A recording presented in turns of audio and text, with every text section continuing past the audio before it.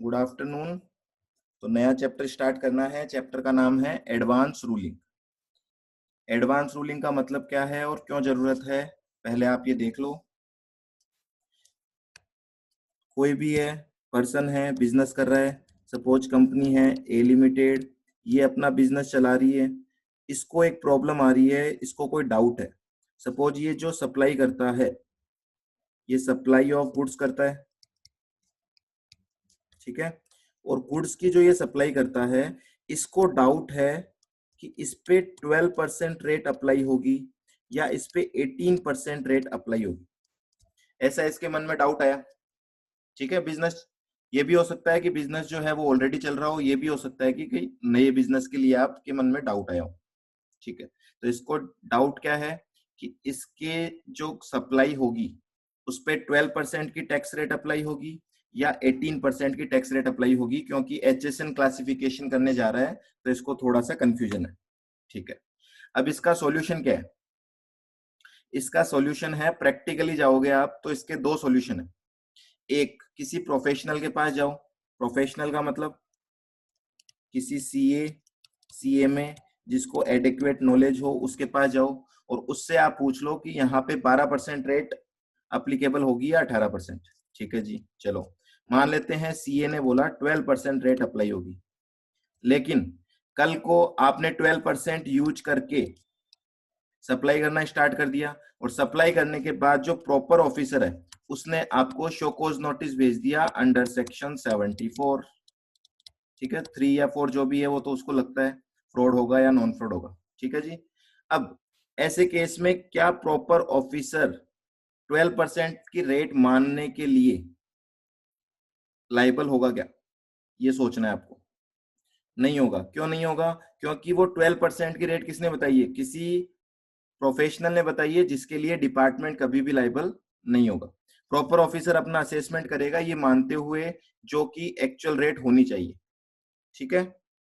दूसरा ऑप्शन क्या था यहाँ पे? तो एक ऑप्शन तो मैंने कहा प्रोफेशनल के पास चले जाओ।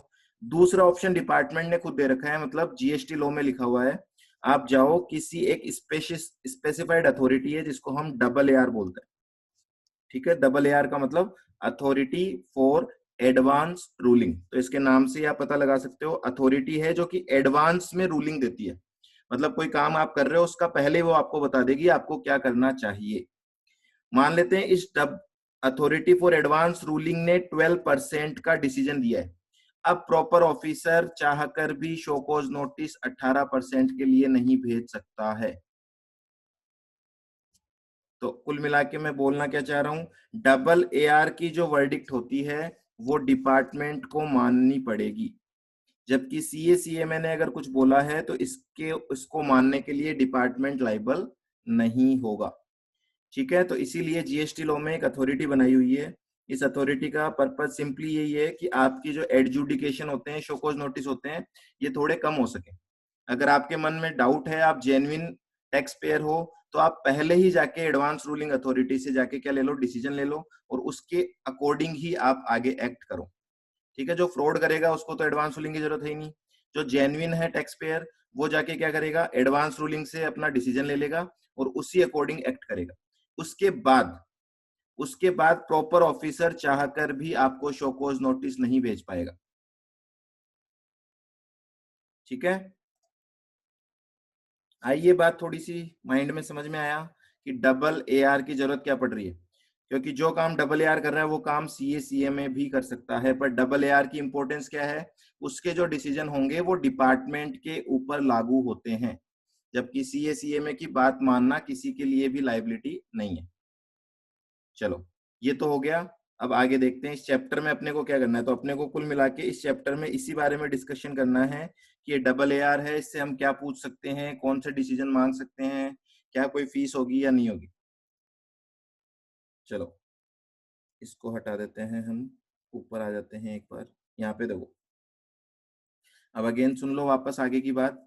ए लिमिटेड है, ठीक है, पर्सन है, उसको ये कंफ्यूजन है कि उसकी सप्लाई करने पे 12% की रेट अप्लाई होगी या 18% की रेट अप्लाई होगी। तो ऐसे केस में वो चाहता है कहाँ जाना, वो चाहता है डबल एआर के पास जाना।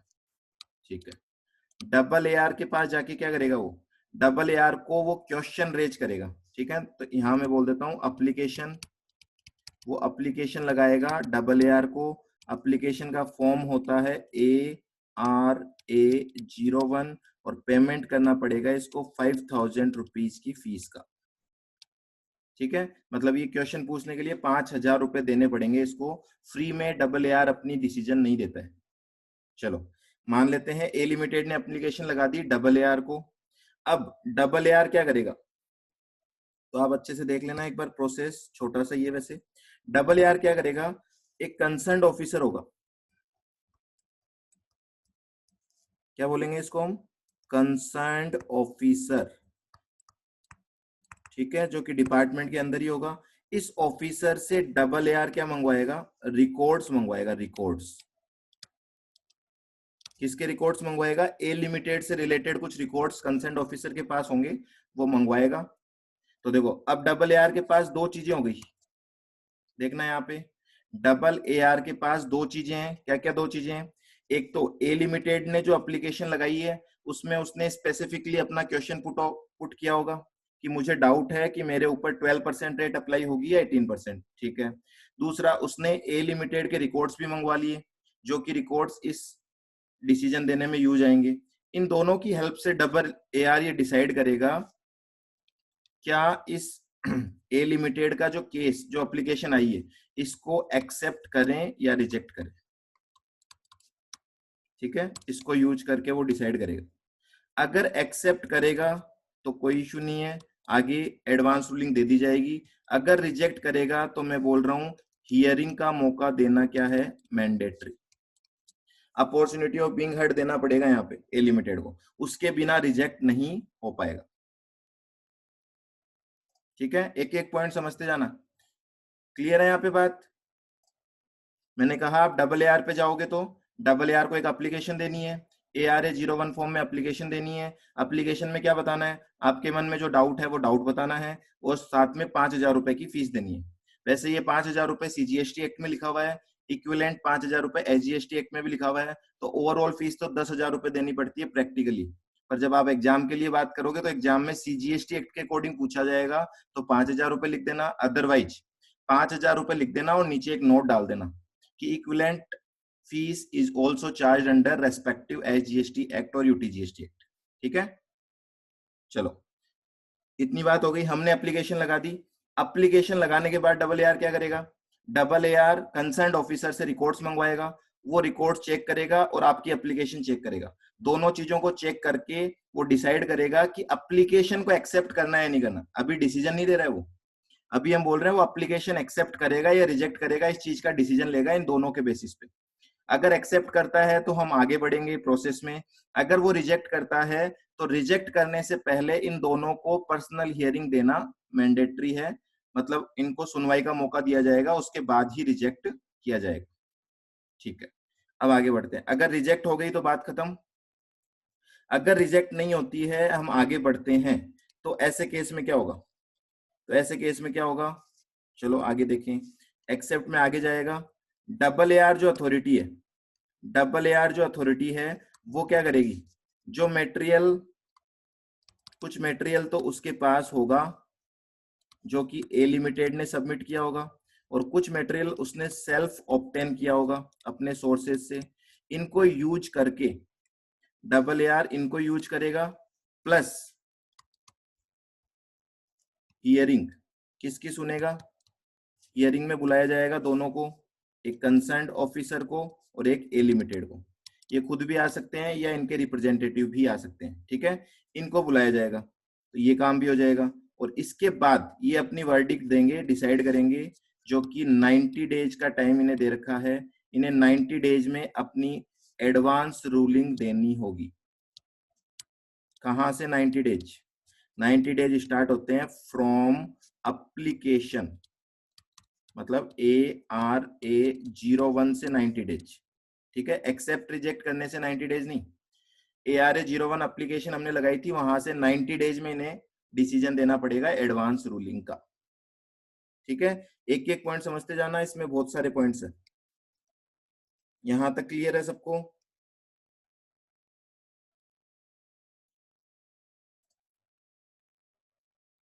यहां तक सबको क्लियर है? ठीक है, तो वापस से सुन लो एक बार शॉर्ट में। ए लिमिटेड ने अप्लाई किया है, हाँ मैं वापस बता रहा हूँ पूरा। ए लिमिटेड ने अप्लाई किया है डबल AR को, ठीक है। अप्लाई क्यों किया है? क्योंकि ए लिमिटेड के मन में कुछ डाउट है, और वो डाउट वो डबल AR से क्यों पूछना चाहता है? क्योंकि वो ये चाहता है कि आगे जाके कोई लफड़ा ना हो, क्योंकि CA CMA से पूछा तो आगे जाके डिपार्टमेंट उसको मानने के लिए अथोराइज या लाइबल नहीं है। ठीक है, तो डबल AR से वर्डिक्ट लेने का फायदा यही है। आज अगर डबल AR ने 12% बोल दिया तो आगे जाके डिपार्टमेंट आपको परेशान नहीं कर सकता है, उसको केवल ये आपको क्या दिखानी है? डिसीजन की कॉपी दिखानी है। ठीक है, दूसरी बात, ए लिमिटेड ने अप्लाई कर दिया, फॉर्म भी दे दिया, ARA01 5,000 रुपए की फीस भी दे दी। उसके बाद डबल AR क्या करेगा? वो कंसर्न ऑफिसर से इंफॉर्मेशन मंगाएगा, रिकॉर्ड्स मंगवाएगा। उन रिकॉर्ड्स को और अप्लीकेंट की अप्लीकेशन दोनों को देखने के बाद वो डिसीजन लेगा कि इस मैटर को एक्सेप्ट करना है या रिजेक्ट करना है। एक्सेप्ट करते हैं तो आगे बढ़ेंगे, रिजेक्ट करते हैं तो रिजेक्ट करने से पहले अपॉर्चुनिटी ऑफ बीइंग हर्ड देना मैंडेटरी होगा।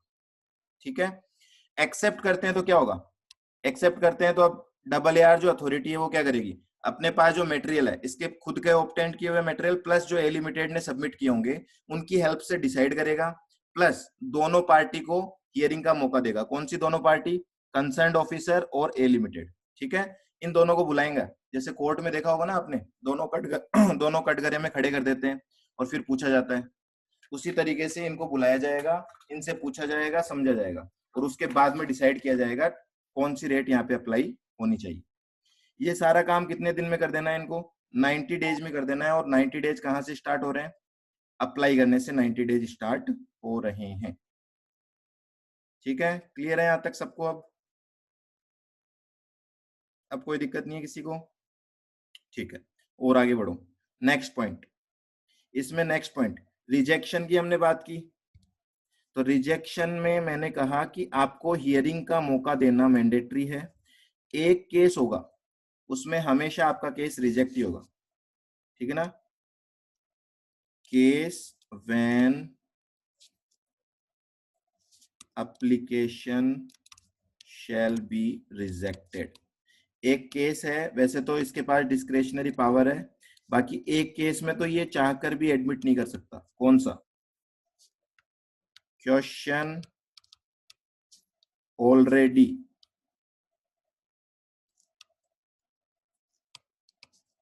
डिसाइडेड या फिर pending under any proceedings.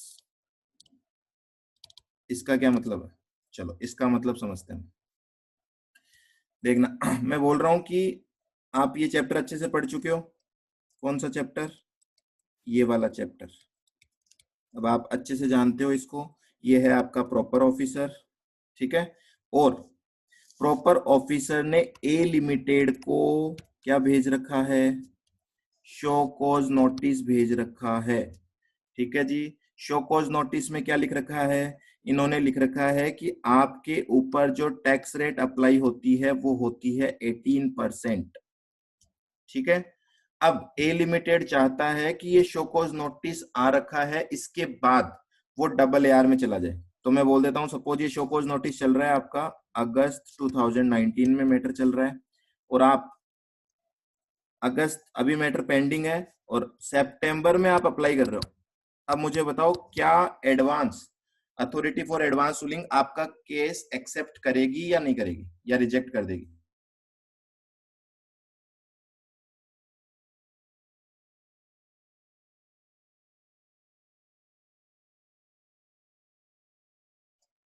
Rejected, straight forward reject हो जाएगा आपका केस। क्यों रिजेक्ट हो जाएगा? क्योंकि सेम मैटर, जो क्वेश्चन आप डबल AR से पूछना चाहते हो वो मैटर तो पेंडिंग पड़ा है किसी प्रोसीडिंग में, है ना? किसी प्रोसीडिंग में पेंडिंग पड़ा है तो आप अब डबल AR को अप्रोच नहीं कर सकते। आगे बात समझ में? चलो, एक तो केस ही हो गया। दूसरा मैं बोल रहा हूं आपको कि चलो शो कॉज नोटिस इशू हुआ, शो कॉज नोटिस इशू होने के बाद रिप्लाई वगैरह सब हो गए, और उसके बाद डिमांड ऑर्डर इशू हो गया, और डिमांड ऑर्डर में भी ये लिखा हुआ गया है कि टैक्स रेट जो है वो 18% होगी, ठीक है। डिमांड ऑर्डर इशू है सपोज सितंबर 2019 में, ठीक है। अब ये बंदा बोल रहा है कि चलो, इसने 1-2 महीने तो काम चलाया, दिसंबर में ये चाहता है, दिसंबर 2019 में, कि चलो अब डबल एआर से वर्डिक्ट लेके आते हैं हम। डबल एआर से पूछते हैं जाके कि क्या यहाँ पे 18 होना चाहिए, 12 होना चाहिए, बताओ क्या एप्लीकेशन एक्सेप्ट होगी या एप्लीकेशन रिजेक्ट हो जाएगी। अगेन एप्लीकेशन रिजेक्ट हो जाएगी, ठीक है। तो 2 केस याद हो जाएंगे आपको। अगर आपका केस ऑलरेडी डिसाइड हो चुका है तो भी डबल एआर नहीं जा सकते, अगर आपका केस पेंडिंग पड़ा है तो भी डबल एआर नहीं जा सकते, है ना। क्यों नहीं जा सकते उसका लॉजिक आप ढूंढ सकते हो, क्योंकि ये तो गड़बड़ हो जाएगा। एक तरफ तो ऑफिसर बोल रहा है कि 18% लगाएंगे, एक तरफ मान लो डबल एआर ने 12% बोल दिया, तो अब तो इंटरनली कंफ्लिक्ट हो जाएगा डिपार्टमेंट में, है ना। अब मुझे ये बता दो आप, आपका थोड़ा सा माइंड अप्लाई करके, अगर इस 18% से ए लिमिटेड सेटिस्फाइड नहीं है तो वो क्या कर सकता है, क्या उसके पास कहीं जाने का पावर है क्या? अपील्स में जा सकता है, ठीक है। जो नेक्स्ट चैप्टर हम पढ़ने वाले हैं इस चैप्टर के बाद, वो होगा अपील। तो अपील और डबल एआर में अंतर है, ध्यान रखना। अपील और डबल एआर को एक मत समझ लेना। डबल एआर केवल और केवल आपको ईज ऑफ बिजनेस के लिए बोला गया है कि आपको अगर कोई डाउट लगता है तो आप डबल एआर के पास चले जाओ, डबल एआर से डिसीजन ले लो और वो डिसीजन आपके ऊपर हम लागू मानेंगे, ठीक है। क्लियर यहां तक?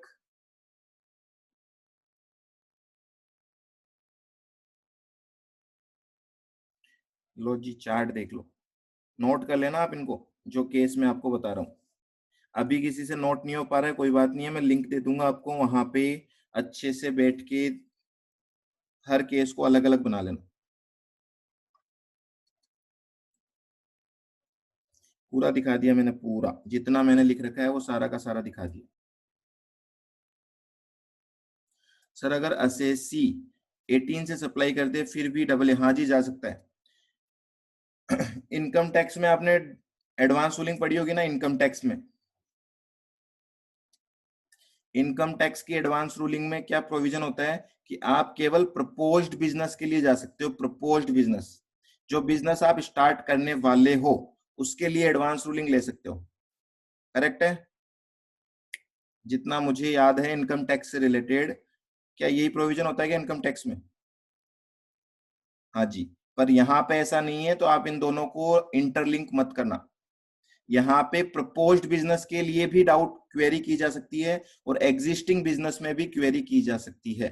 जरूरी नहीं है कि यहाँ पे आप कोई नया बिजनेस कर रहे हो तो ही एडवांस रूलिंग में जाओगे, ठीक है। हो सकता है आप बिजनेस कर रहे हो और बिजनेस करते करते आपको किसी ने राय दे दी कि यार आप कर तो रहे हो 12% से सप्लाई, पर कल को डिमांड आ गई तो क्या करोगे आप। तो उस बंदे को समझ में आया कि अब मैं क्या करूं, तो उसको राय दी गई कि आप डबल एआर के पास जाओ और वहां से वर्डिक्ट ले लो। उन्होंने अगर 12% लिख के दे दिया तो आपका काम बन जाएगा। सर अगर अपील में डिसीजन डिफर आया देन रेट्रोस्पेक्टिवली लगता है क्या सब पे, या ओनली टू कंसर्न असेसी? केवल असेसी पे लगेगा। सर डबल एआर ने कहा 12% होगी तो, वो आगे पढ़ रहे हैं ना हम। अच्छा, दोनों की अलग अलग क्वेरी क्या आपकी? सर अगर अपील में डिसीजन डिफर आया देन रेट्रोस्पेक्टिवली लगता है। अपील रेट्रोस्पेक्टिवली क्या होता है? अपील जिस मैटर के लिए गए हैं उस मैटर को ही डिसाइड करता है। अपील में अगर हम जाते हैं जिस मैटर के लिए, तो उसी मैटर को डिसाइड कर रहे हैं ना वो। तो 18% को अगर अपील वाले बोलते हैं 12% मानो, तो 12% लग जाएगी रेट, रेट्रोस्पेक्टिवली लगेगी, आगे से थोड़ी लगेगी। ऐसे तो ऑफिसर फिर हमेशा जीत में रहेगा। सर डबल ए ने कहा 12% होगी तो, हर्ष ने कहा अगर डबल ए ने कहा 12% होगी तो आगे क्या? क्वेश्चन समझ में नहीं आया मुझे पूरा। ये मैटर पहले भी किसी के साथ हो, देखो कोर्ट का जो डिसीजन है, सुप्रीम कोर्ट का डिसीजन हमेशा माना जाता है, हाई कोर्ट का डिसीजन माना जाता है उसी जुरिस्डिक्शन में जिस जुरिस्डिक्शन की हाई कोर्ट है, ध्यान रखना, ठीक है ना। अगर राजस्थान हाई कोर्ट ने डिसीजन दिया है तो दिल्ली पे लागू नहीं होगा, वो राजस्थान में लागू होगा, राजस्थान के जितने जुरिस्डिक्शन होंगे वहां पे। सुप्रीम कोर्ट का कोई डिसीजन है वो ऑल ओवर इंडिया लागू है, उस डिसीजन के बेसिस पे आप डिपार्टमेंट से लड़ाई कर सकते हो।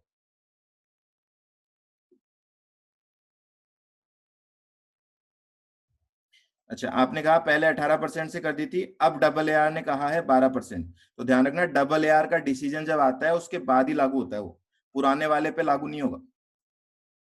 ठीक है, डबल एआर का जो डिसीजन होगा वो डबल एआर डिसीजन के बाद से लागू होता है, रेट्रोस्पेक्टिवली लागू नहीं होता।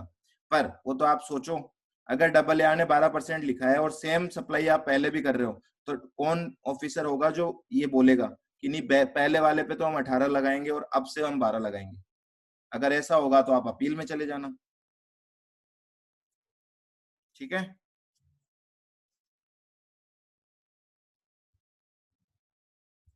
आप पहले 18 से कर चुके हो तो 18 से ही लगेगा, उसको रेट्रोस्पेक्टिवली चेंज नहीं कर पाओगे, क्योंकि डबल एआर का आने के बाद ही मान्य होता है वो। सर जैसे एक ऑर्डर आ गया हाई कोर्ट का एंड फर्दर अपील नहीं हुई, अब किसी और के साथ सेम इश्यू उसने अपील की सुप्रीम कोर्ट में एंड वहां सुप्रीम कोर्ट ने डिसीजन डिफर दिया, देन जो पहले डिसीजन आया था उस असेसी पे भी ये डिसीजन लागू होगा क्या? हाँ जी, मैंने कहा ना, supreme court is superior then high court. अगर सुप्रीम कोर्ट का डिसीजन हाई कोर्ट से अलग आता है तो सुप्रीम कोर्ट का डिसीजन लागू होगा all over India. High court तो एक जुरिस्डिक्शन के लिए आप समझो, हाई कोर्ट राजस्थान ने डिसीजन दिया तो राजस्थान पे लागू हो गया, फिर दिल्ली में जाके किसी आदमी के साथ सेम केस हुआ और वो चला गया दिल्ली हाई कोर्ट और उसके बाद सुप्रीम कोर्ट, और सुप्रीम कोर्ट ने अपोजिट निर्णय दे दिया, तो वो सुप्रीम कोर्ट का जो डिसीजन है वो पूरे इंडिया पे लागू हो जाएगा, वो राजस्थान वाले पे भी लागू हो जाएगा जिसके खिलाफ हाई कोर्ट ने कुछ अलग बोल रखा था। ठीक है ना, हाई कोर्ट के ऑर्डर अपने आप ही निरस्त हो जाते हैं जब सुप्रीम कोर्ट का कोई ऑर्डर आ जाता है। ठीक है, हायर अथॉरिटी होती है सुप्रीम कोर्ट, और वो तो खैर अपील का मुद्दा है, अपील वाले चैप्टर में और देख लेंगे हम, अभी तो डबल एआर की बात करो। ठीक है, डबल एआर से रिलेटेड आपको समझ में आ गई बात, उसके पास हमने एप्लीकेशन लगा दी, उसको 90 डेज दिए गए हैं, 90 डेज में उसको डिसीजन देना पड़ेगा अपना। ठीक है, तो एडवांस रूलिंग आ जाएगी। अब आगे की बात सुन लो, आगे की बात सुन लो। अब एडवांस रूलिंग जो आएगी वो एडवांस रूलिंग केवल और केवल किसके ऊपर लागू होगी?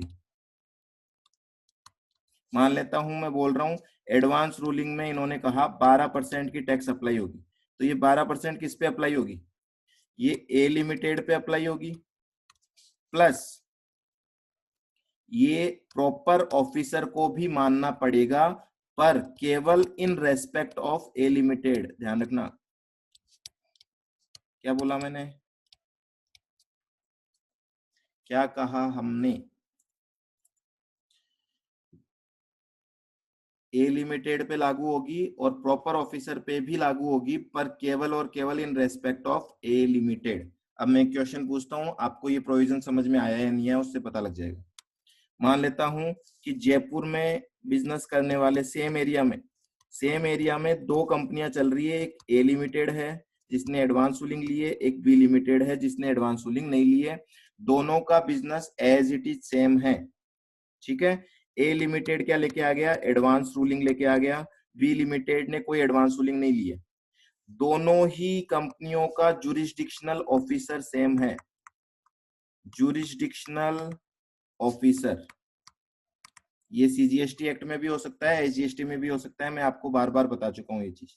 ठीक है, तो ये जो ऑफिसर है जिसको हम प्रॉपर ऑफिसर बोलते हैं, ये दोनों असेसी का सेम है। अब जो एडवांस रूलिंग आई थी वो किस किस पे अप्लाई होगी? वो ए लिमिटेड पे होगी और प्रॉपर ऑफिसर पे भी होगी, पर केवल ए लिमिटेड के रेस्पेक्ट में। मतलब क्या? जब ए लिमिटेड का असेसमेंट होगा तो 12% रेट माननी ही पड़ेगी, कोई मना नहीं कर सकता। पर जब बी लिमिटेड का असेसमेंट होगा, क्या ऑफिसर 18% से असेसमेंट कर सकता है क्या? मुझे ये बता दो बस। ठीक है, राइट रॉन्ग की बात अलग है, वो राइट होगा तो ठीक है, रॉन्ग होगा तो अपील की जा सकती है, वो एक सेपरेट इश्यू है। ठीक है, तो ध्यान रखना, जो भी एडवांस रूलिंग है वो लिमिटेड लिमिटेड अप्लीकेबिलिटी के साथ आती है। एक तो वो केवल उस असेसी पे अप्लाई होगी जिसने अप्लाई किया था, प्लस वो जुरिस्डिक्शनल ऑफिसर को भी माननी पड़ेगी, पर केवल उसी पर्सन के रेस्पेक्ट में।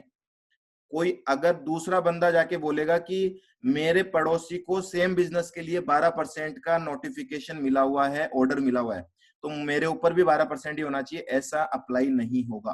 ध्यान रखना। ठीक है, क्लियर है सबको? तो अगर बोल रहा है बी लिमिटेड की मेरे भी 12% लगाओ, तो जाओ ना 5,000 रुपए दे के ऑर्डर लेके आओ। फोकट में तुम्हारा काम थोड़ी चलेगा। ए लिमिटेड ने दी है ना 5,000 रुपए की फीस। क्लियर? सबको क्लियर होना चाहिए। बोलो भैया क्लियर है क्या?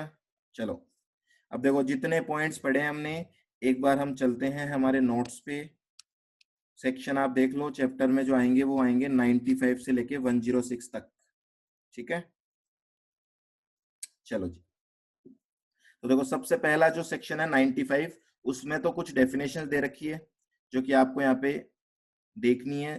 पहली जो डेफिनेशन है वो मैं आपको बता देता हूँ यहाँ पे, वो है एडवांस रूलिंग की, और ये इंपॉर्टेंट डेफिनेशन है, एग्जाम में भी पूछ सकते हैं। एडवांस रूलिंग का मतलब क्या है? देखो, advance ruling means a decision, ठीक है, एक डिसीजन है प्रोवाइडेड बाय, किसने दिया है? Double A are, triple A are and triple A are. तो अभी चैप्टर में आपने एक ही पढ़ा है, जब आप पूरा चैप्टर पढ़ लोगे, तीनों अथॉरिटी के बारे में पढ़ लोगे, तो फिर आपको अच्छे से ध्यान होगा। तो अभी आप केवल क्या याद रखोगे? एडवांस रूलिंग का मतलब एक डिसीजन जो कि किसने दिया है, या तो डबल ए आर ने दिया है, या ट्रिपल ए आर ने दिया है, या एन ट्रिपल ए आर ने दिया है। किसको दिया है? एन अप्लीकेंट, किसी अप्लीकेंट को दिया है। ठीक है। ऑन मैटर्स, किस मैटर पे, कौन से क्वेश्चन पे डिसीजन दिया है? वो क्वेश्चन जो कि स्पेसिफाइड है in section 97 to 101 and 101C in relation to the supply of goods और सर्विस और बोथ बीइंग अंडरटेकन और propose to be undertaken by the applicant. तो देखो यहाँ पे क्या लिखा हुआ है, बीइंग अंडरटेकन मतलब जो काम आप ऑलरेडी कर रहे हो वो, और प्रपोज्ड टू बी अंडरटेकन जो काम आप करने वाले हो वो, दोनों ही केस में एडवांस रूलिंग ली जा सकती है। क्लियर है? यहां तक कोई दिक्कत नहीं है इसमें तो, क्योंकि जैसा हम पढ़ रहे हैं उससे कनेक्ट हो रहा है ये। ठीक है, चलो। अप्लीकेंट का मतलब, ये भी बहुत इंपॉर्टेंट बात है। क्या अप्लीकेंट वो हो सकता है क्या जो रजिस्टर्ड है, या अनरजिस्टर्ड भी हो सकता है? अनरजिस्टर्ड भी हो सकता है। मान लो आपके मन में ये डाउट है, आप एक बिजनेस कर रहे हो, अभी तक आपने जीएसटी रजिस्ट्रेशन नहीं लिया है, आपके दोस्त ने बोला भैया क्या कर रहे हो आप, बिना जीएसटी रजिस्ट्रेशन के काम कर रहे हो, कल को डिमांड आ गई तो क्या करोगे? तो आप चाहते हो फ्यूचर में कोई लफड़ा नहीं हो, जाओ डबल ए आर के पास, उनसे पूछो क्या मैं रजिस्ट्रेशन लेने के लिए लायबल हूं क्या, है ना? आपको पूरा मटेरियल देना पड़ेगा उनको, ऐसे नहीं है जाके केवल सवाल पूछ लोगे। आप उनको पूरी इंफॉर्मेशन दोगे, आपके बिजनेस का टर्नओवर दोगे, सब कुछ बताओगे। डबल ए आर आपको गाइड करेगा आपको रजिस्ट्रेशन लेना चाहिए या नहीं लेना चाहिए। तो कुल मिला के हम बोल सकते हैं अप्लीकेंट जो है वो रजिस्टर्ड भी हो सकता है, और अनरजिस्टर्ड भी हो सकता है जो रजिस्ट्रेशन लेना चाहता है। ठीक है, तो लेना चाहता है तभी पूछोगे आप। चलो आगे, एप्लीकेशन का मतलब क्या, जो 97(1) में देंगे हम, वो आगे हम पढ़ लेंगे सेक्शन में। ठीक है, इतना ध्यान रख लो। और अथॉरिटी का मतलब क्या, जो डबल ए आर की हम बात कर रहे हैं, जो कि 96 सेक्शन में बनाई जाएगी। क्लियर? क्लियर क्लियर, फटाफट। तो 95 में कुछ डेफिनेशन है, अच्छे से ध्यान रख लेना, एग्जाम में आ सकती है। चलो नेक्स्ट सेक्शन पे आते हैं, सेक्शन नंबर 96। 96 सेक्शन में आपको ये याद रखनी है कि जो डबल ए आर बनाई जाएगी वो स्टेट लेवल पे बनाई जाएगी। तो बहुत स्पेशल पॉइंट है ये, मतलब नेशनल लेवल पे कोई डबल ए आर अथॉरिटी नहीं बनाई जाएगी। क्या मतलब हुआ इसका? कोई बता सकता है इसका क्या मतलब होता है? स्टेट लेवल पे बनाई जाएगी मतलब क्या? इसका मतलब बहुत सिंपल सा है, अगर राजस्थान के किसी पर्सन को डबल ए आर के पास जाना है तो वो कौन सी डबल ए आर के पास जाएगा? जो राजस्थान एसजीएसटी एक्ट में बनी होगी। ठीक है, दिल्ली के किसी पर्सन को जाना है तो दिल्ली एसजीएसटी में जो डबल ए आर बनी होगी वहां जाना पड़ेगा। राजस्थान वाला दिल्ली नहीं जा सकता, दिल्ली वाला राजस्थान आके क्वेरी नहीं कर सकता। ठीक है, आप बोलो क्या कोई इंडिया लेवल पे बनी हुई? क्या नहीं, कोई अथॉरिटी इंडिया लेवल पे नहीं है। तो स्पेशल पॉइंट है, ध्यान रखना, डबल ए आर जो है वो स्टेट लेवल पे बनाई जाएगी। ऐसा किसने कहा? ऐसा कहा सेक्शन नंबर 96 ने। ठीक है, जहां हम स्टेट की बात कर रहे हैं वहां यूनियन टेरिटरी अपने आप समझ जाया करो, वहां बताने की जरूरत नहीं है। बिजनेस डिफरेंट स्टेट्स में है, तो वेरी गुड क्वेश्चन। अब मुझे आप बताओ, खुद आंसर दोगे आप, अगर ए लिमिटेड का 2 ऑफिस है, एक राजस्थान में है, एक दिल्ली में है, तो पहली बात तो ये बताओ क्या दोनों के लिए सेपरेट रजिस्ट्रेशन होंगे या सिंगल रजिस्ट्रेशन होगा? सेपरेट होंगे, तो हम इसको दोनों को क्या मानते हैं? Deemed distinct person. तो अगर इनको कोई क्वेरी है तो इनको रेस्पेक्टिव स्टेट में जाना पड़ेगा। एक डबल AR से दोनों का काम नहीं चलेगा।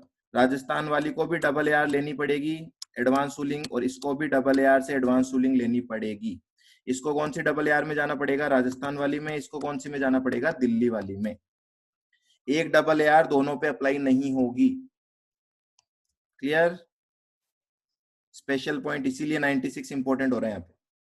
तो अगर ए लिमिटेड के दो ऑफिस है, एक राजस्थान एक दिल्ली, और उसको डिसाइड करना है कि 12% लगाना है या 18, तो मैं मान लेता हूं कि आपको पता नहीं है और आप राजस्थान वाली डबल AR के पास चले गए और राजस्थान वाली डबल AR ने आपको 12% का नोटिस दे दिया, मतलब ऑर्डर दे दिया कि आप पे 12% लगेगा।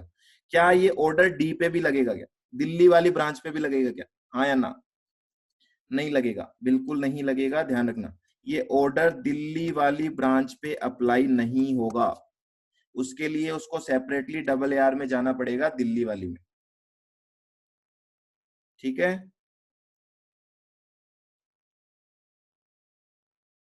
क्लियर? क्लियर?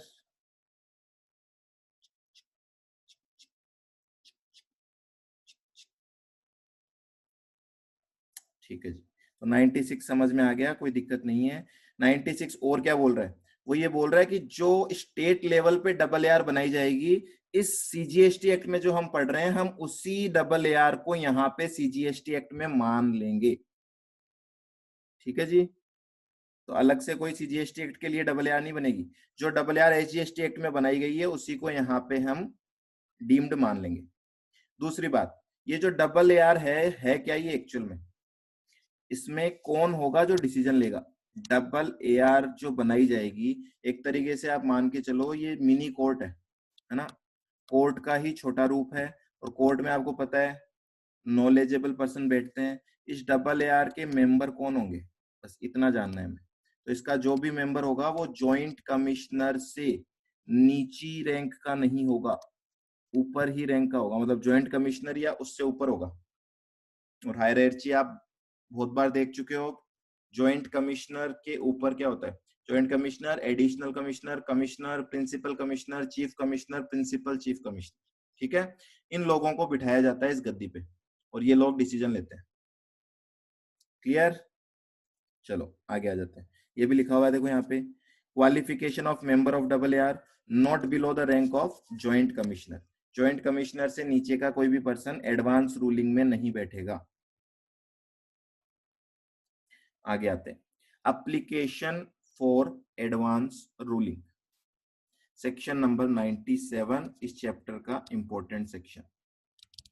97 में सबसे पहला है सेक्शन 97(1) क्या बोल रहा है? देखो वो बोल रहा है कि आपको अप्लाई करना है तो जाओ अप्लाई करो ARA 01 में, ठीक है, और 5,000 रुपए की फीस दे दो और आपकी एप्लीकेशन चली जाएगी डबल AR के पास। ठीक है, दिस इज मोस्ट इंपॉर्टेंट, अच्छे से याद कर लेना इस क्वेश्चन को, तो ज्यादा बार यही छपता है आपके एग्जाम में। मैंने आपको बोला 12% 18% डिसाइड करने के लिए डबल AR जा रही है, तो एक एग्जांपल दे दिया।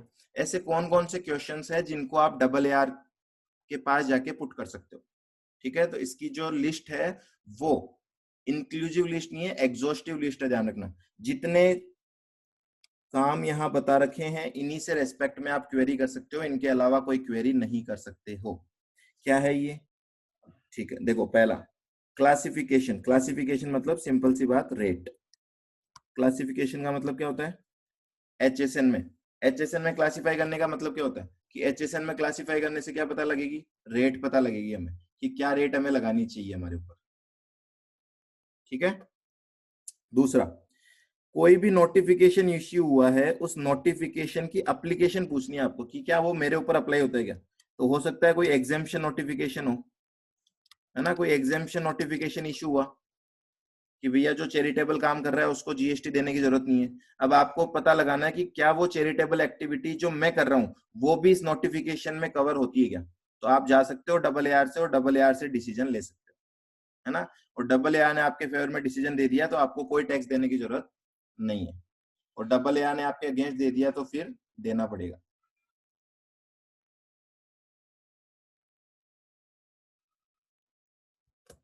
ठीक है जी, नेक्स्ट टाइम ऑफ सप्लाई पूछ सकते हो आप उनसे, वैल्यू ऑफ सप्लाई पूछ सकते हो। टाइम ऑफ सप्लाई ऐसे नहीं बोल रहा हूं मैं कि किसी एक केस जाके दे दोगे इसका टाइम ऑफ सप्लाई बताओ। टाइम ऑफ सप्लाई के बारे में जान सकते हो कि आप जो बिजनेस कर रहे हो इसका टाइम ऑफ सप्लाई किस तरीके से पता लगाया जाएगा, या आप जो बिजनेस कर रहे हो इसमें वैल्यू ऑफ सप्लाई कैसे पता लगाई जाएगी। ठीक है, ये सारे क्वेश्चंस पुट कर सकते हो आप। आईटीसी की एडमिसिबिलिटी पता कर सकते हो, मतलब आईटीसी आपको अवेलेबल है या नहीं है। आप अपनी टैक्स की लाइबिलिटी पूछ सकते हो, मतलब क्या आप लाइबल हो क्या। कई बार एफसीएम लगता है, कई बार आरसीएम लगता है, कई बार ई कॉमर्स ऑपरेटर पे लाइबिलिटी आती है। तो आप अपने बिजनेस को बता के डबल ए से ये डिसीजन ले सकते हो क्या आप टैक्स पे करने के लिए लाइबल हो।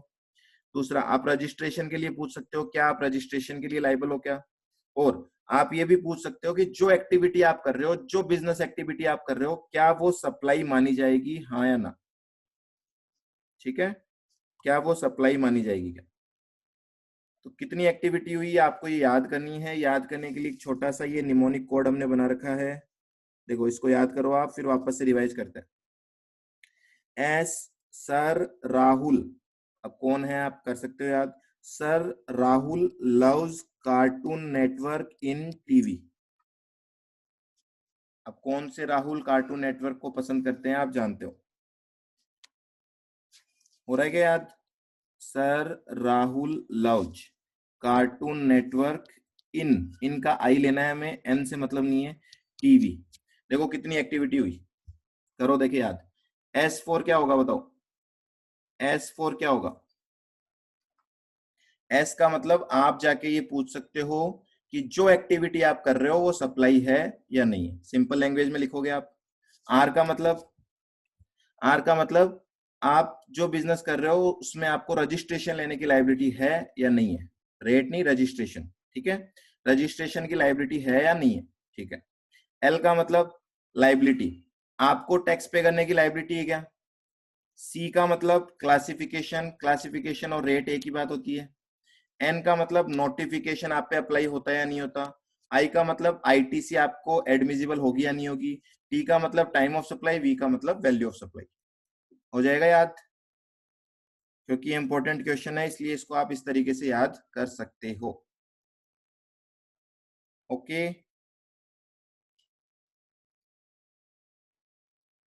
एल क्या है, एल मीन्स लाइबिलिटी, ये रहा, एल मीन्स लाइबिलिटी। ठीक है, डिटर्मिनेशन ऑफ लाइबिलिटी टू पे टैक्स, क्या आपकी लाइबिलिटी बनती है क्या टैक्स देने की। चलो, अब इसी से मैं एक क्वेश्चन पूछ रहा हूं आपको, अगर ये लिस्ट याद हो गई आपको तो मैं आपको ये पूछना चाहता हूं कि ए लिमिटेड चाहता है, ए लिमिटेड चाहता है, क्या पूछना चाहता है, वो ये पूछना चाहता है कि ये जो सप्लाई कर रहा है वो सप्लाई इंट्रा स्टेट है या इंटर स्टेट है। अब मुझे बताओ क्या ये क्वेश्चन डबल ए से पूछा जा सकता है क्या। ठीक है ना, इसीलिए ये लिस्ट बहुत इंपॉर्टेंट है। क्या ये क्वेश्चन डबल ए से पूछा जा सकता है क्या, हाँ या ना।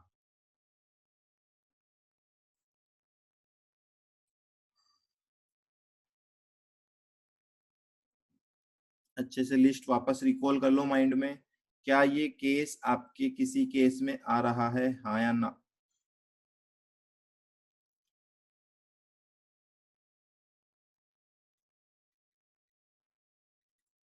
नहीं पूछा जा सकता,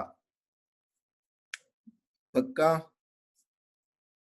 answer is right, no advance ruling possible. इस पे एडवांस रूलिंग क्यों नहीं आ सकती, उसका भी एक रीजन है।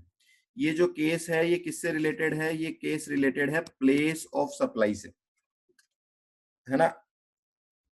प्लेस ऑफ सप्लाई बताता है इंटर स्टेट या इंटर स्टेट, और प्लेस ऑफ सप्लाई इस लिस्ट में कहीं पे भी नहीं आ रहा है। दूसरा लॉजिक, दूसरा लॉजिक ये है कि ए लिमिटेड एडवांस रूलिंग लेने के लिए कहाँ जाएगा। अब देखना समझना इस बात को, ए लिमिटेड एडवांस रूलिंग लेने के लिए कहाँ जाएगा, राजस्थान। अगर ए लिमिटेड राजस्थान का है तो राजस्थान वाली डबल आर के पास जाएगा, है ना। तो हो सकता है वहां पे थोड़ा सा क्या आ जाए, अनड्यू इन्फ्लुएंस आ जाए कि वो राजस्थान की है तो इंट्रा स्टेट पे ज्यादा जोर हो जाए, पर ऐसा नहीं होना चाहिए, क्योंकि इंटर स्टेट होगा तो टैक्स किसको जाएगा, आधा कंजम्पशन स्टेट को जाएगा, इंट्रा होगा तो टैक्स किसको जाएगा, जहां से सप्लाई हो रही है उसको जाएगा। इसीलिए ये वाले केस डबल एआर तक जाने के लिए अलाउ नहीं किए गए। तो प्लेस ऑफ सप्लाई का जो मैटर होगा वो डबल एआर के पास नहीं जा सकता है।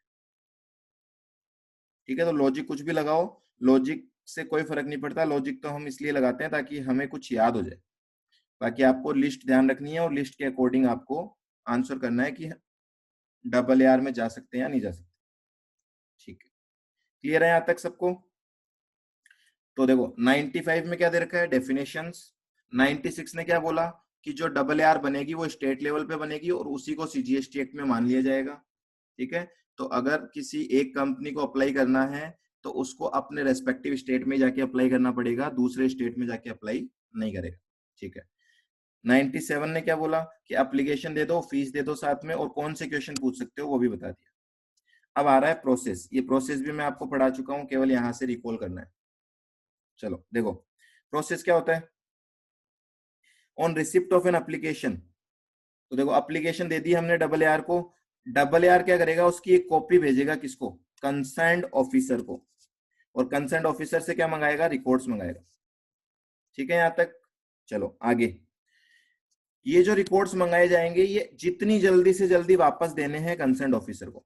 तो ये बात डबल एआर को बोली गई है कि डबल एआर जो रिकॉर्ड्स मंगा रहा है कंसर्न्ड ऑफिसर से, वो रिकॉर्ड्स जितनी जल्दी से जल्दी हो सके कंसर्न्ड ऑफिसर को लौटा देना।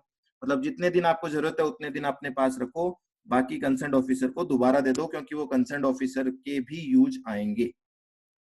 ठीक है, next, double AR after examining the application and records, application और रिकॉर्ड्स को देखने के बाद वो ये डिसाइड करेगी और हियरिंग भी देगी किसको, अप्लीकेंट को, और अथोराइज्ड अप्लीकेंट और कंसर्न ऑफिसर दोनों को हियरिंग का मौका देगी, या फिर उनके अथोराइज्ड रिप्रेजेंटेटिव भी आ सकते हैं उनकी जगह। ठीक है, और बाय ऑर्डर एक ऑर्डर इशू करेगी जिसमें वो बताएगी कि एडमिट कर रहे हैं या रिजेक्ट कर रहे हैं।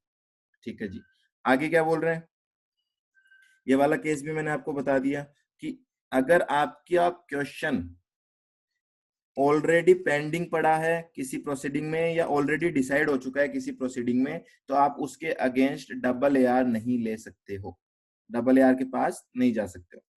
ठीक है, आगे क्या बोला गया है, आगे बोला गया है कि रिजेक्ट करने से पहले एक अपॉर्चुनिटी ऑफ बीइंग हर्ड देना जरूरी है, ये भी हमने देख रखा है।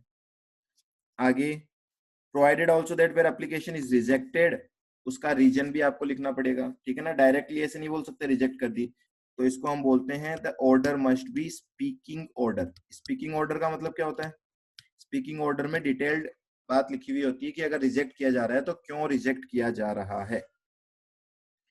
बताओ यहां तक कोई दिक्कत है क्या, जो प्रोसेस हमने देखा था वो यही है सारा का सारा, जो प्रोसेस हमने देखा है क्या वही है क्या, या कुछ अलग लग रहा है? सेम है तो आपको याद हो जाना चाहिए, बहुत सिंपल सा प्रोसेस है, छोटा सा। आगे आगे चलते हैं हम, देखो एक बार इस एग्जाम्पल पे आओ, यहीं से चलते हैं आगे। ये हो गया, हमने वहां पे डबल एआर को भेजा था, डबल एआर ने एक्सेप्ट किया, एक्सेप्ट करने के बाद उसने हियरिंग पे बुलाया, मटेरियल जो गैदर किया था उसको देखा, और 90 डेज में अपनी डबल एआर एडवांस रूलिंग दे देगा। ये एडवांस रूलिंग किस किस को भेजी जाएगी, ये एडवांस रूलिंग भेजी जाएगी एक तो अप्लीकेंट को इसकी कॉपी, और एक किसको भेजा जाएगा, जूरिसडिक्शनल ऑफिसर को, और एक किसको भेजा जाएगा, एक भेजा जाएगा कंसर्न्ड ऑफिसर को, जिस ऑफिसर से रिकॉर्ड मंगाए थे। ठीक है, तो 3 लोगों को इसकी कॉपी भेजी जाती है, ये भी लिखा हुआ होगा देखो इसमें कहीं पे, नेक्स्ट पॉइंट यही लिखा हुआ है, the copy of every order made under section 98(2) वाला कौन सा ऑर्डर था, 98(2) वाला ऑर्डर तो है कि एक्सेप्ट किया या रिजेक्ट किया, ये ऑर्डर तो 2 ही लोगों को जाएगा। जो एडवांस रूलिंग का ऑर्डर है वो कितने लोगों को जाएगा, 3 लोगों को। ठीक है, तो अप्लीकेंट को चला गया एक्सेप्ट रिजेक्ट के बारे में इंफॉर्मेशन, और कंसर्न ऑफिसर को चली गई एक्सेप्ट रिजेक्ट के बारे में इंफॉर्मेशन। ठीक है, फिर एन एप्लीकेशन इज एडमिटेड, मतलब आपकी एप्लीकेशन एडमिट कर ली, अब क्या करेगा डबल एआर, अब डबल एआर एग्जामिन करेगा, क्या एग्जामिन करेगा, मटेरियल, कौन सा मटेरियल, जो आपको अप्लीकेंट ने दिया होगा या वो आपने खुद ऑब्टेन किया होगा। ठीक है, और आपको अपॉर्चुनिटी ऑफ बीइंग हर्ड भी देगा और उसके बाद डिसाइड करेगा। चलो आगे बढ़ते हैं, एक बार फिफ्थ पॉइंट को छोड़ दो। कितने दिन में देनी है आपको एडवांस रूलिंग? 90 डेज में। कहां से 90 डेज? रिसिप्ट ऑफ एप्लीकेशन से 90 डेज में। और उसके बाद जो एडवांस रूलिंग है उसकी कॉपी किस किस को भेजी जाएगी? एक अप्लीकेंट को, एक कंसर्न ऑफिसर को, एक जुरिस्डिक्शनल ऑफिसर को। 3 लोगों को इसकी कॉपी भेजी जाएगी, ध्यान रखना। तो ये तो स्पेसिफिकली याद रखने हैं आपको चीजें। बताओ क्या 98 समझ में आ गया क्या सेक्शन? 98 सेक्शन क्या बता रहा है? प्रोसेस बता रहा है। तो प्रोसेस आपको समझ में आ गई होगी क्योंकि मैंने आपको एग्जांपल से समझा दी। किसी को डाउट है तो बोलो। 95 डेफिनेशन, 96 बोल रहा है स्टेट लेवल पे बनाओ, 97 बोल रहा है जो एप्लीकेशन लगानी है वो किस तरीके से लगानी है, कौन से क्वेश्चन पे लगानी है। 98 बोल रहा है एक्सेप्ट रिजेक्ट का डिसीजन लेगा किस तरीके से, और उसके बाद एडवांस रूलिंग देनी है 90 डेज में। ठीक है, ओके। अब एक पॉइंट रह गया, उसकी बात कर रहा हूं, वो सुन लेना।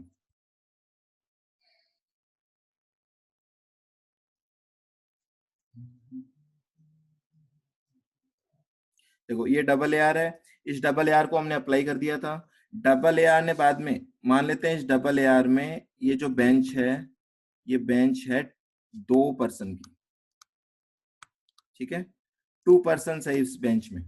बेंच का मतलब समझते हो? मतलब 2 लोग बैठ के आपका केस सुन रहे हैं, आपके फेवर में या रिजेक्ट, आपके फेवर में होगा या आपके अगेंस्ट होगा, ये दोनों मिलकर डिसीजन लेंगे। मैं बोल रहा हूं इन दोनों में आपसी कंफ्लिक्ट हो रही है। ठीक है, एक तो बोल रहा है 12% लगानी चाहिए, एक बोल रहा है 18% लगानी चाहिए। अब बताओ क्या होना चाहिए? अब आपको क्या लगता है क्या होना चाहिए? What do you think? मैं बोल रहा हूं यहाँ पे कंफ्लिक्ट हो रही है, किसके बीच में कंफ्लिक्ट हो रही है? कंफ्लिक्ट हो रही है, conflict members of double A are. Double A R के जो मेंबर्स हैं उनके बीच में कंफ्लिक्ट हो रही है। थर्ड पर्सन पर जाएगा जो इन्हें सुपीरियर है, एक और मेंबर को लाओ। ना जी ना, ऐसा भी नहीं होगा। अगर यहाँ 3 भी होते और इनके बीच में कंफ्लिक्ट होता, मतलब यहाँ पे मेजोरिटी वाला सीन नहीं है। अगर यहाँ पे मैं बोलूँ 3 पर्सन है, 2 एक फेवर में है और एक अगेंस्ट में है, तो भी ये डबल ए आर डिसीजन नहीं देगी। तो ये स्पेशल पॉइंट है। लॉजिकली सोचोगे तो आंसर अलग आएंगे, तो वैसे नहीं चलना है। हाँ जी, एनी हायर अथॉरिटी, तो इसके ऊपर एक अथॉरिटी बनाई गई है। देखो डबल ए आर, अगर डबल ए आर से कोई कंफ्लिक्ट आ रही है, उनको आपस में कंफ्लिक्ट हो रही है मेंबर को, तो यहाँ पे एक अथॉरिटी बनाई हुई है ट्रिपल ए आर। इसका रोल आ रहा है अब सामने। ट्रिपल ए आर एक अथॉरिटी बनाई हुई है। डबल ए आर क्या करेगा? अपना मैटर यहां रेफर कर देगा, रेफर।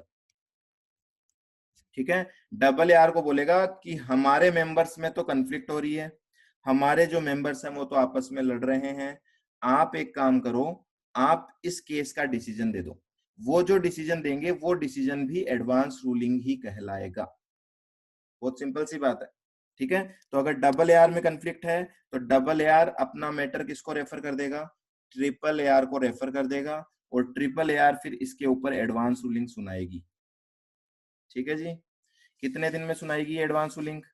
सेम वही टाइम है, इसको जो टाइम लिमिट दे रखी है वो भी है 90 डेज की। इसको भी अपनी एडवांस रूलिंग 90 डेज में देनी है। क्लियर है पॉइंट? Is it clear?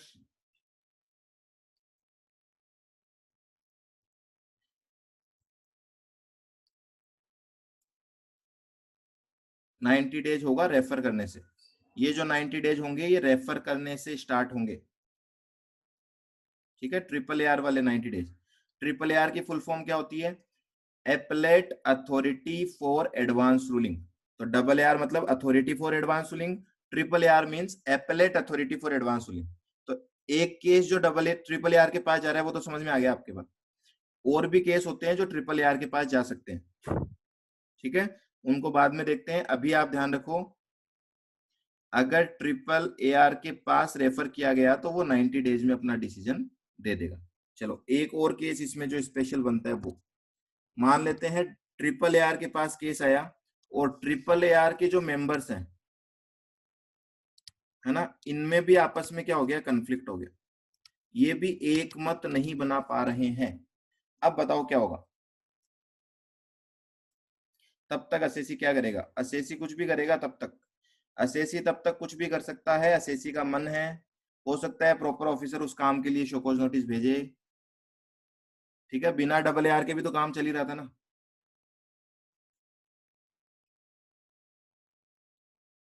बताओ अब क्या लगता है आपको, अगर मेंबर्स में कन्फ्लिक्ट हो गया तो अब क्या करें, इससे भी बड़ी अथॉरिटी नहीं, बस यहाँ पे खेल खत्म है।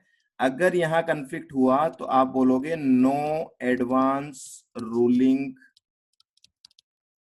शैल बी गिवन, इससे हायर अथॉरिटी पे नहीं जाया जाएगा, केवल ये लास्ट है आपका। कोर्ट कहां से आ गई इसमें, बेटा कोर्ट वोट का कोई सीन ही नहीं है यहाँ पे, उसका फॉल्ट नहीं है, पर कुल मिला के जो डबल आर है ट्रिपल आर ये बोल रहे हैं कि आपने जो क्वेश्चन पूछा है वो क्वेश्चन हमारी औकात के बाहर है, तो हम इस पे कोई भी एडवांस रूलिंग नहीं दे सकते, क्योंकि आप समझो एडवांस रूलिंग का जो अप्लीकेबिलिटी है ना वो भारी पड़ जाएगी डिपार्टमेंट। कल को ट्रिपल आर ने आपस में मेजोरिटी से डिसीजन दे दिया और पता लगा कि जो एक आदमी सही बोल रहा था ना, रेट वही होनी चाहिए थी, ठीक है, तो ऐसे केस में डिपार्टमेंट को नुकसान उठाना पड़ेगा ना, क्योंकि मैंने बोला डबल एआर जो होती है, जो एडवांस रूलिंग होती है वो डिपार्टमेंट को भी माननी पड़ती है। तो ऐसे केस में ये लोग अपने हाथ खड़े कर देंगे, भैया हमें नहीं पता, आप अपनी मर्जी से काम करो, आगे अगर ऑफिसर ने आपको नोटिस भेजा और आप उससे खुश नहीं हो तो फिर अपील वाले रास्ते पे चले जाना, हमारा कोई लेना देना नहीं है। बोलो क्लियर है बात। तो अगर डबल एआर के मेंबर्स में कंफ्लिक्ट होती है तो मैटर को रेफर कर दिया जाता है ट्रिपल एआर के पास, ट्रिपल एआर के मेंबर्स में कंफ्लिक्ट होती है तो मैटर खत्म, no advance ruling shall be given, ठीक है। पहले ही प्रॉपर ऑफिसर से मिलके नहीं पता लगा सकते, ना जी ना, प्रॉपर ऑफिसर से पहले कोई मिलके पता नहीं लगाया जाएगा। प्रॉपर ऑफिसर को क्या पता है, प्रॉपर ऑफिसर तो आंख बंद करके नोटिस भेजते हैं, प्रॉपर ऑफिसर ने तो नोटिस भेज दिया कि देखेंगे जब स्क्रूटनी होगी तो पता लगेगा, हो सकता है एसएससी बढ़िया रिप्लाई कर जाए, कोई लगे ही नहीं, और हो सकता है एसएससी डर जाए कुछ दे जाए हमें, ठीक है। तो जो नोटिस आते हैं ना वो ज्यादातर नोटिस तो ऐसे आ जाते हैं आंख बंद करके, बाद में ऑफिसर बोलता है चलो अब आए हो तो कुछ खर्चा पानी तो दे जाओ। चलो अब ये जो फिफ्थ पॉइंट छोड़ा था मैंने इस पे आ जाते हैं, where the members of authority का मतलब क्या, बोलो authority means what is, double AR के triple AR, what is authority, double AR, ठीक है। तो बोल रहे हैं members of authority differ on any question, differ की बात कर रहे हैं यहाँ पे, मेजोरिटी और अनमेजोरिटी की बात नहीं कर रहे हैं हम, ध्यान रखना। तो अगर वो डिफर करते हैं, on which advance ruling is sold, जिस इश्यू पे एडवांस रूलिंग मांगी गई है, दे शैल स्टेट द पॉइंट और points on which they differ and make a reference, reference मतलब रेफर किया जाएगा किसको, एपलेट अथॉरिटी, और एपलेट अथॉरिटी मतलब ट्रिपल ए आर को, for hearing and decision on such question, clear. देखो डबल ए आर की गाड़ी खत्म हो गई यहाँ पे, डबल ए आर के संबंध में जो पढ़ना है वो सारा हो चुका है, इससे रेस्पेक्ट में कोई डाउट है तो आप पूछ सकते हो, डबल ए आर का क्वेश्चन इज ओवर, इसके आगे डबल ए आर की कोई बात नहीं होगी। तो डबल ए आर को हम अप्लाई करेंगे, फिर शॉर्ट में सुन लो एक बार, डबल ए आर को हम अप्लाई करेंगे ARA01 में, उस डायग्राम पे चलते हैं वहां से सुना देता हूँ। ए लिमिटेड को डाउट हुआ, कौन सा डाउट हुआ, कौन सा डाउट हुआ ए लिमिटेड को, जो क्वेश्चंस 97(2) में दे रखे हैं, ध्यान रखना, इनके अलावा किसी क्वेश्चन पे नहीं जा सकता वो, 97(2) में कोई क्वेश्चन लिखा हुआ है उसके ऊपर आपको डाउट हुआ, आप चले जाओ आपके रेस्पेक्टिव स्टेट वाले डबल AR के पास, फॉर्म दे दो ARA01, फीस दे दो 5,000, ठीक है। डबल AR क्या करेगा, डबल AR रिकॉर्ड्स मंगाएगा कंसर्न ऑफिसर से, और आपकी एप्लीकेशन दोनों को देख के और आप दोनों को हियरिंग का मौका देख के वो डिसाइड करेगा कि एप्लीकेशन एक्सेप्ट करनी है या रिजेक्ट करनी है, ठीक है। अगर एप्लीकेशन एक्सेप्ट होती है तो आगे कार्रवाई चलेगी, रिजेक्ट होती है तो आपको एक अपॉर्चुनिटी ऑफ बीइंग हर्ड देनी पड़ेगी। एक केस है जिसमें हमेशा आपका केस रिजेक्ट होगा, वो है आपका क्वेश्चन ऑलरेडी किसी प्रोसीडिंग में डिसाइड हो चुका है या फिर किसी प्रोसीडिंग में पेंडिंग चल रहा है, ठीक है जी। एप्लीकेशन अगर एक्सेप्ट कर ली तो जो मटेरियल ए लिमिटेड ने दिया है और जो मटेरियल डबल AR ने खुद इकट्ठा किया है उसकी हेल्प को लेके और हियरिंग का मौका दिया जाएगा कंसर्न ऑफिसर और ए लिमिटेड दोनों को, और उसके बाद 90 डेज में, कहां से 90 डेज, एप्लीकेशन से एडवांस रूलिंग दे दी जाएगी। ये एडवांस रूलिंग की कॉपी किस किस को दी जाएगी, ए लिमिटेड को भी कॉपी भेजी जाएगी, प्रॉपर ऑफिसर को भी कॉपी भेजी जाएगी, प्रॉपर ऑफिसर मतलब जुरिस्डिक्शनल ऑफिसर, और कंसर्न ऑफिसर जिससे रिकॉर्ड्स मंगवाए थे उसको भी कॉपी भेजी जाएगी। एडवांस रूलिंग होगी वो किस पे अप्लाई होगी, ए लिमिटेड पे अप्लाई होगी, मतलब जिस ए लिमिटेड पे भी कौन सी ब्रांच पे, उसी ब्रांच पे जिसने एडवांस रूलिंग ली है, ठीक है। और जुरिस्डिक्शनल ऑफिसर पे भी अप्लाई होगी, पर केवल इन रेस्पेक्ट ऑफ अप्लीकेंट, ध्यान रखना सबके लिए अप्लाई नहीं होगी। अगर मेंबर्स कन्फ्लिक्ट करते हैं आपस में, रेफर कर दो ट्रिपल आर को, ट्रिपल आर के कन्फ्लिक्ट करते हैं तो कोई एडवांस रूलिंग नहीं आएगी, खेल खत्म।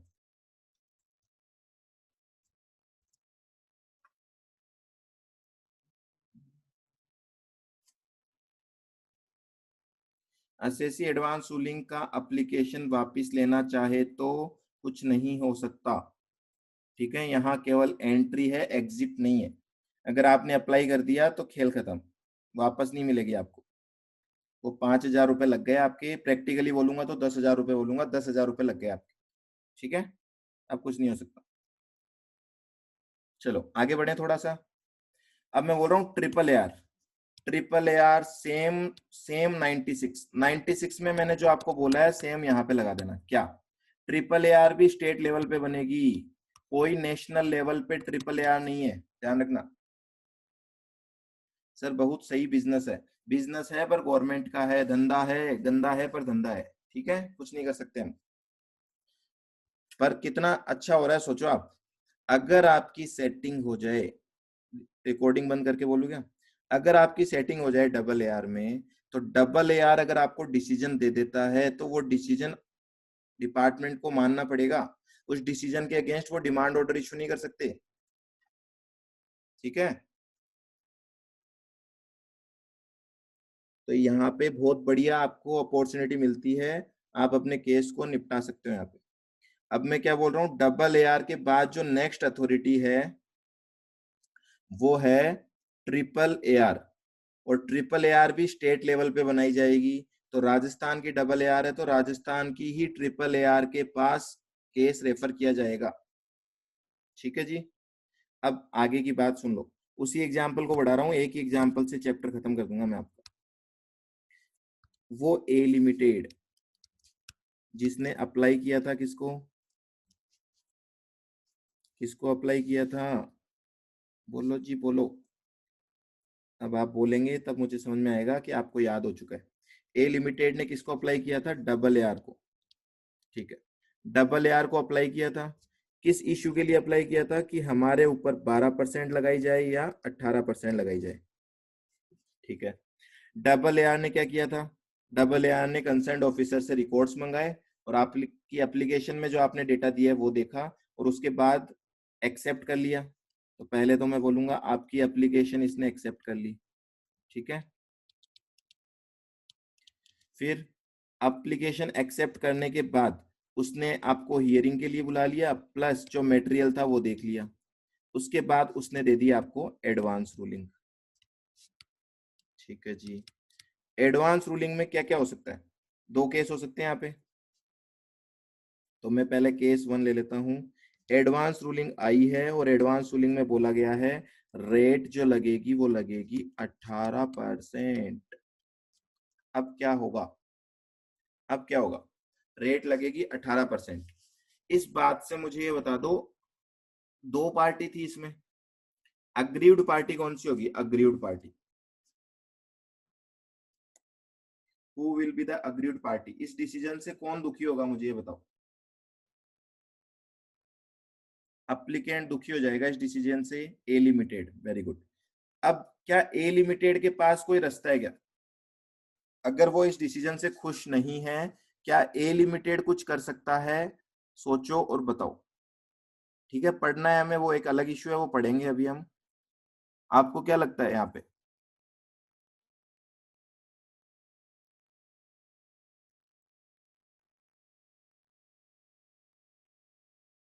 अपील, ट्रिपल ए आर, ध्यान, वेरी गुड। तो यहाँ जो अपील जाएगी ना, बस इतना सा ध्यान रखना, ये वो वाली अपील नहीं होगी जो हम पढ़ेंगे, ठीक है ना। Appellate authority, tribunal, high court, supreme court, वो वाली अपील यहाँ पे एंटरटेन नहीं की जाएगी। यहाँ पे जो अपील होगी वो कहाँ होगी, तो मैं बोल रहा हूँ केस ए। इस केस में जो ए लिमिटेड है, वो ए लिमिटेड फर्दर आगे अपील कर सकता है, ठीक है। और अपील करने के लिए कौन सा फॉर्म भरना पड़ेगा उसे, ARA02, और साथ में फीस भी देनी पड़ेगी जस्ट डबल। अब की बार 10,000 रुपए की फीस देनी पड़ेगी। किसको अप्लाई करेंगे, ट्रिपल AR को अप्लाई करेंगे। कितने दिन में अप्लाई करना है, 30 डेज में अप्लाई करना है, प्लस 30 डेज का एक्सटेंशन भी मिल सकता है सफिशिएंट केस में।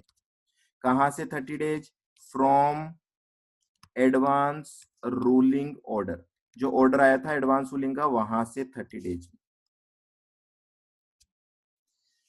क्लियर। तो इस केस में ए लिमिटेड अप्लाई करेगा ट्रिपल AR को। आगे की कहानी ट्रिपल AR की एकदम सेम है। ट्रिपल AR क्या करेगा, वो अपना डिसीजन 90 डेज में दे देगा आपको। 90 डेज में वो आपका डिसीजन दे देगा अपना, जो कि अगेन क्या हो सकता है, 12% भी हो सकता है और 18% भी हो सकता है, ठीक है ना। इसके आगे कोई अपील फर्दर पॉसिबल नहीं है। इसने जो डिसीजन दे दिया वो दे दिया, इसके आगे आप अपील नहीं कर सकते, ठीक है। तो मैं बोल देता हूं यहाँ पे नो फर्दर अपील पॉसिबल। यहाँ पे कोई फर्दर अपील है ही नहीं। अब जो डब ट्रिपल AR ने बोला है वो आपको भी मानना पड़ेगा और आपके रेस्पेक्ट में प्रॉपर ऑफिसर को भी मानना पड़ेगा। बोलो क्लियर।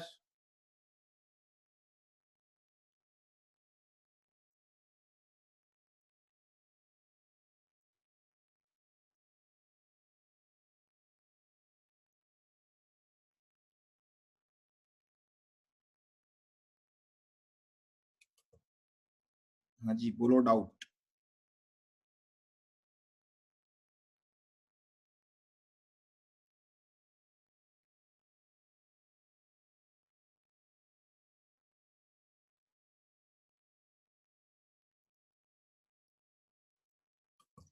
जब HSN और SSC दे रखे हैं, देन रेट में कंफ्लिक्ट क्यों आती है।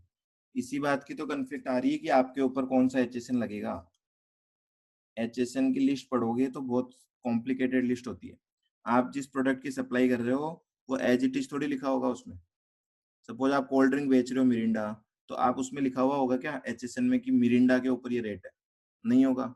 वहां पे कैटेगरीज दे रखी है, ठीक है। आप कपड़ा बना रहे हो तो कपड़े के लिए अलग अलग कपड़े का नाम थोड़ी लिखा हुआ होगा वहां पे, ठीक है। तो वहां पे कंफ्लिक्ट आ जाता है, डाउट आ जाता है कि आप कौन से HSN में फॉल कर रहे हो। इसी को क्लासिफिकेशन बोला जाता है, ठीक है। तो आप इस इश्यू पे जाओगे कि भाई हमारा कौन से HSN में क्लासिफाई होना चाहिए। चलो जी आ जाए इधर। अच्छा इसका केस बी भी बात करना है ना। केस बी, केस 2, देखो एडवांस रूलिंग की कॉपी जुरिस्डिक्शनल ऑफिसर के पास भी गई थी, है ना। अब की बार मैं बोल रहा हूँ जो रेट है वो डबल AR ने डिसाइड किए 12%। अब मुझे बताओ यहाँ पे कौन अग्रीव्ड पार्टी होगा, किसको दुख होगा इसको एडवांस रूलिंग को सुन के। अब की बार जुरिस्डिक्शनल ऑफिसर को दिक्कत होगी। जुरिस्डिक्शनल ऑफिसर, क्या जुरिस्डिक्शनल ऑफिसर भी ट्रिपल AR को अपील कर सकता है क्या, बिल्कुल कर सकता है। इसको भी सेम वही बातें बोल रखी है। क्या आप अपील करोगे तो ARA03 में करोगे। फीस कितनी देनी है आपको, कोई फीस नहीं देनी है, डिपार्टमेंट कोई फीस थोड़ी देगा, ठीक है। डिपार्टमेंट की तरफ से कोई फीस नहीं लगेगी। प्लस कितने दिन में देना है ये, वही 30 डेज प्लस 30 डेज का एक्सटेंशन, ठीक है। और आगे की कहानी वही है, ट्रिपल AR जो है वो 90 डेज में इसको डिसाइड कर देगा। लो जी अब आ जाते हैं, एक बार नोट्स पे आ जाओ। Section number 100, concerned officer, jurisdictional officer, applicant, ठीक है, मतलब इन तीनों में से जो भी एग्रीव्ड पार्टी फील करे अपने आप को कि वो सेटिस्फाइड नहीं है डबल AR के डिसीजन से, aggrieved bye an advance ruling pronounced under 898(4) में अपील टू ट्रिपल AR। ठीक है, every appeal under this section shall be filed with in 30 days from the date on which or ruling sought to be appealed against is communicated to the concerned officer, jurisdictional officer or the applicant, provided that the appellate authority मतलब triple AR may, if it is satisfied that appellant was prevented by a sufficient cause from presenting the appeal within the said period of 30 days, allow it to be presented within further period, मतलब 30 दिन का extension कुल मिला के। ठीक है, appeal कौन से फॉर्म में जाएगी, ARA 02 और फीस कितनी होगी 10,000। ये ध्यान रखना है, ये फॉर्म केवल अप्लीकेंट के लिए, डिपार्टमेंट जाएगा तो ARA 03 हो जाएगा। तो मैंने लिखा है, आप उससे लिख लेना एक बार। चलो, तो आज यहीं तक करेंगे। अब इसमें कोई डाउट है तो आप पूछ सकते हो। चलो जी, ये चार्ट देख लो, बना लो आप। केस 2 बना रखे हैं मैंने इसमें।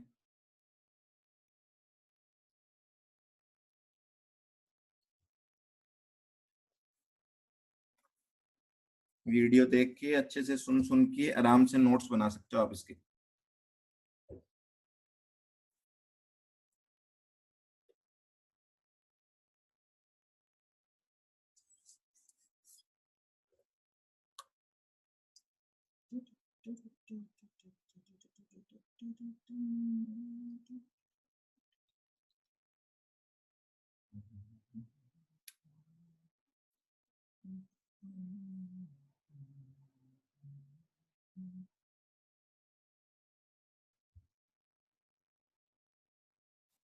ग्रुप पे नहीं भेजा जा सकता।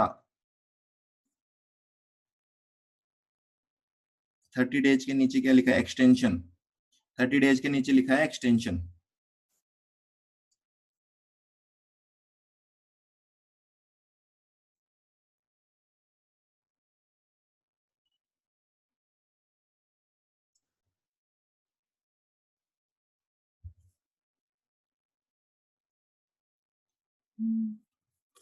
ओके देन, आज की क्लास एंड करते हैं। डबल AR ट्रिपल AR से रिलेटेड कुछ बातें हमने देख ली, कुछ बातें और होगी, और एक और स्पेशल अथॉरिटी है जो कि नई बनाई गई है। ठीक है, उसके बारे में पढ़ेंगे हम नेक्स्ट क्लास में। चलो जी, ta-ta bye bye, take care.